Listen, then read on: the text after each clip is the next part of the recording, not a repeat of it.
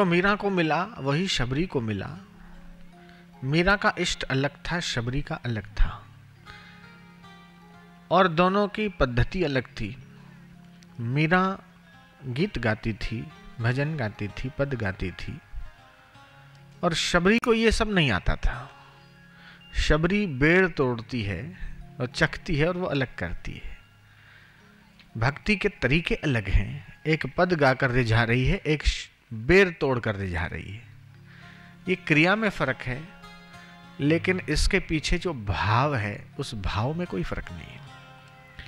किसी ने बुहारी लगाकर पाया, किसी ने भजन गाकर पाया, किसी ने गौ सेवा करके पाया, किसी ने माता पिता की सेवा करके पाया, किसी ने गुरु की सेवा करके पाया।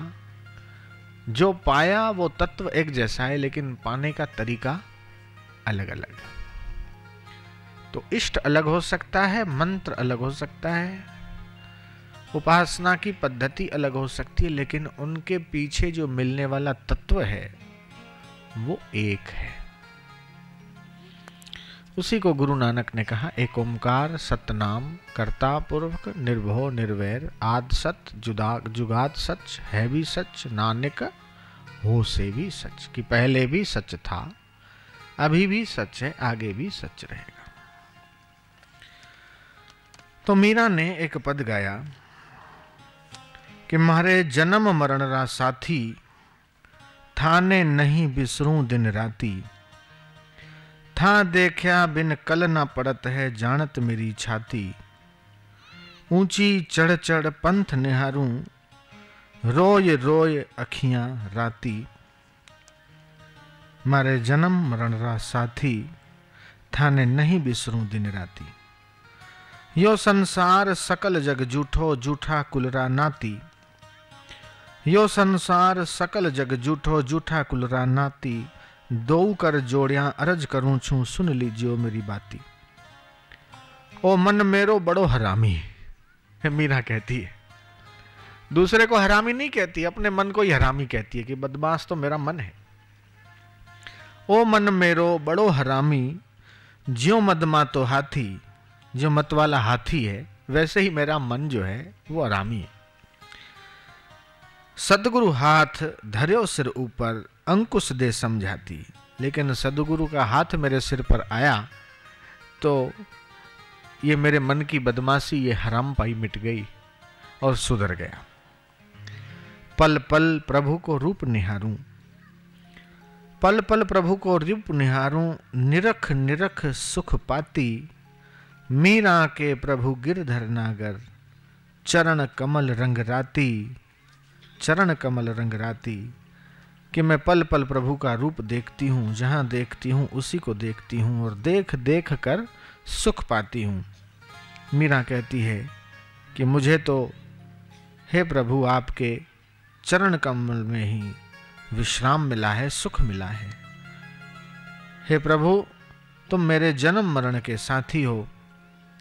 मैं रात दिन आपको स्मरण करती हूँ और यही चाहती हूँ कि आप मेरे ऊपर यही आशीर्वाद करो कि आप कैसी भी परिस्थिति आ जाए लेकिन आपको मैं भूलूं नहीं। प्रभु को भूलना ये विपदा है और प्रभु को स्मरण रखना ये संपदा है। हनुमान जी से पूछा भगवान ने तुम्हारे को विपत्ति क्या है, तो बोले कह हनुमंत विपत्ति प्रभु सोई जब तब सुमरण भजन न होई। मेरे लिए दिक्कत है तो बस यही है कि आपका नाम और आपका स्मरण में भूलता हूं, तो यही मेरे लिए विपदा है। इसलिए आप यही आशीर्वाद दो कि जितने मेरे जन्म हो उन सब जन्मों में आपका साथ मिले और आपके चरणों की भक्ति मिले। बस मैं यही चाहता हूं। जन्म जन्म रति राम पर, कि जन्म जन्म तक आपके चरणों की रति भक्ति मुझे मिले।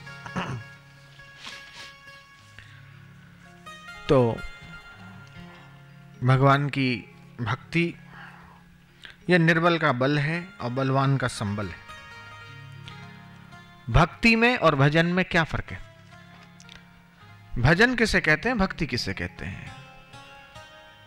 तो संतों महापुरुषों ने समझाया है भजनम नाम रसनम, कि जिसमें रस आता है उसे भजन कहते हैं। लेकिन वो रस इंद्रियजन्य न हो, खाने पीने, घूमने फिरने, सुनने देखने आदि में जो रस यानी मजा आता है, वो मजा इंद्रिय जन्य मजा है।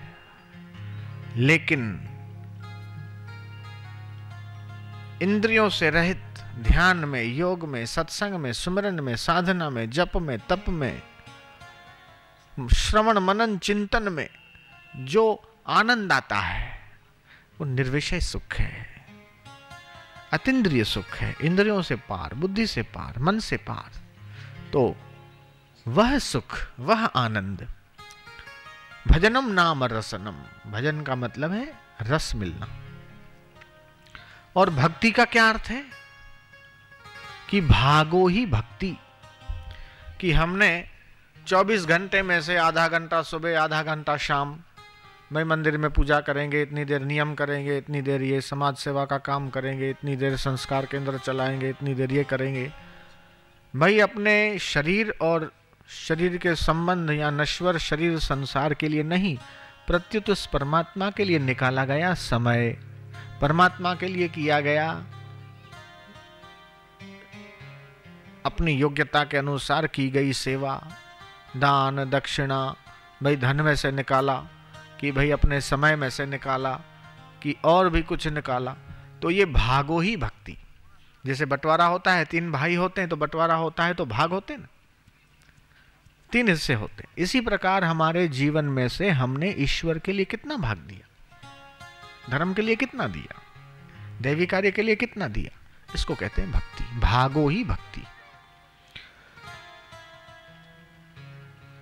तो उस भक्ति से और भजन से, कि भजन से तुम मतलब रस लेते रहो परमात्मा का, और इस प्रकार जिस परमात्मा ने दुर्लभ मानव शरीर दिया उस परमात्मा का भजन करते रहोगे तो मरने से पहले आपको वो परमात्मा का अनुभव भी हो सकता है। वो परमात्मा आपके अंतःकरण में प्रकट हो जाएगा।